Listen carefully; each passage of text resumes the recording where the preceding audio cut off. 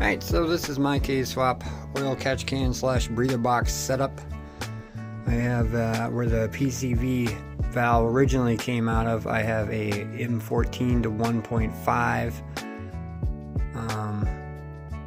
A to AN6 male with a crush washer in there.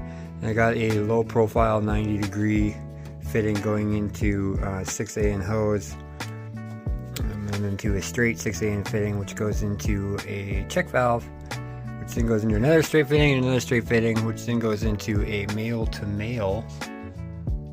Got the same setup on this side here. Goes into a male to male coupler, and then a female to 3/8 into the oil catch can. I have a set screw blocking off the original out on that thing. How it comes out, it actually comes out the bottom and goes into the timing chain cover there.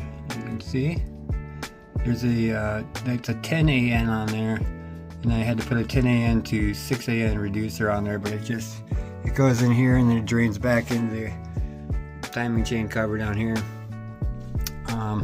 The other pressure relief up here is a 3/8 AN, or a 3/8 Tech 18 in PT to a 6 AN, and a check valve of 6 AN 90 into the hose, and then back around, going back in with a 45-degree right here.